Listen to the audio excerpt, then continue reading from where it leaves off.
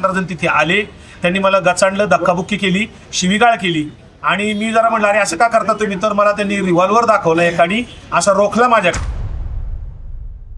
बाकी तो जे खोटारडे आरोप करतोय, मला पिस्तॉल लावलं, माझ्या समोर गुंड उभे केले, त्याची एवढी लायकी नाही की त्याला पिस्तॉल लावावं. जण तिथे आले, त्यांनी मला गचांडलं, धक्काबुक्की केली, शिवीगाळ केली आणि मी जरा म्हणलं अरे असं का करता तुम्ही, तर मला त्यांनी रिव्हॉल्वर दाखवला एकानी, असा रोखला माझ्याकडे आणि गेटच्या आतमध्ये मला नेलं. तर दुसऱ्याने मला कमरेचा रिव्हॉल्वर दाखवला. म्हणलं हे बघितलं का, काय आवाज करायचा नाही. मी आपला गप्प राहिलो आणि ह्या सगळ्यांनी मग शाई ओतण्याचा कार्यक्रम माझ्यावर केला, संग्राम भंडारे आणि 4-5 जणांनी मिळून.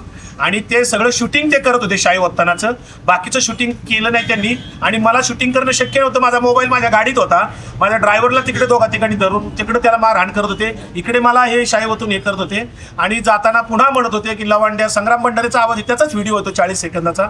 आणि मला त्यांनी सांगितलं तुझा खात्मा करणार, तुला वेळेला आम्ही संपवणार, तुझा योग्य कार्यक्रम आम्ही करणार आहोत. आमच्या गुरुमाऊलीला बोलतो का, तर हे गुरुमाऊली कोण आहेत तर मी आता शोध घेतोय. मला असा अंदाज आहे हे गोविंद देवगिरी जे आहेत, हे सगळे वारकरी संप्रदायातले जे काही घुसखोर आहेत, जे मनुवादी विचाराचे आहेत, वर्णवर्चस्वादी विचाराचे आहेत, ज्यांना संतांचे विचार मान्यच नाही आहेत, अशा प्रवृत्ती संतांच्या हयातीत सुद्धा ज्ञानेश्वर माऊली असतील, तुकाराम महाराज असतील, चोखोबा असतील, गोरोबा काका असतील, सगळ्या संतांना ज्यांनी छळलं, त्या संतांना त्रास देणाऱ्या प्रवृत्ती आजही जिवंत आहेत. ज्यांनी सावित्रीबाई फुले, महात्मा फुल्यांना त्रास दिला, डॉक्टर बाबासाहेब आंबेडकरांना सुद्धा धर्मांतर करायची वेळ आणली, हेच धर्मांध लोक ज्यांनी महात्मा गांधींचा खून केला, त्याच प्रवृत्ती संग्राम भंडारे सुद्धा नथुराम गोडसेचं समर्थन करतो. आणि मी जे वारकरी संप्रदायातले घुसखोर म्हणून जाहीर केलेले 20 लोक आहेत, हे सगळेजण नथुराम गोडसेचं समर्थन करणार. मोठं केलं त्या गुरुवर्यांबद्दल जर आक्षेपार्ह विधानं करत असेल, त्यांना घुसखोर म्हणत असेल, धर्मांध म्हणत असेल, मनुवादी म्हणत असेल, तर ते आम्ही कसं सहन करू. गेल्या अनेक दिवसांपासून तो सारखाच आमच्या वारकरी संप्रदायातील गुरुवर्यांवर टीका करतोय, वेगवेगळे आरोप करतोय.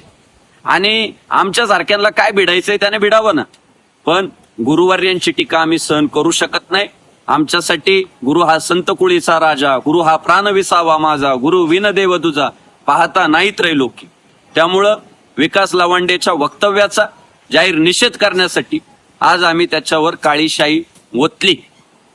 बाकी तो जे खोटारडे आरोप करतोय, मला पिस्तॉल लावलं, माझ्या समोर गुंड उभे केले, त्याची एवढी लायकी नाही की त्याला पिस्तॉल लावावं. त्याची जी पात्रता होती, तुका म्हणे संता पिढीतील खळ घेती तोंड काळे करून या, ते त्याचं तोंड काळं करायचं काम आम्ही केलंय. आमच्या तुकाराम महाराजांनी आम्हाला शिकवलंय, भले तरी देऊ कासेची लंगोटी, नाठाळाचे काठी देऊ माथा, मऊ मेना उन्हे आम्ही विष्णुदास, कठीण वज्रास भेदवायचे. आम्ही चांगल्याला चांगले, वाईटाला वाईट, छत्रपती शिवाजी महाराजांचे मावळे आणि ज्ञानोबा तुकोबांचे वारकरी आहे. म्हणून आम्ही काळी शाई ओतून त्याचा आज जाहीर निषेध केलाय. आणि इथून पुढे जर त्याने गुरुवर्यांवर आमच्या अशाच पद्धतीने टीका केली, गलिच्छ आरोप केले, तर त्याला पुढच्याही प्रसंगांना सामोरे जा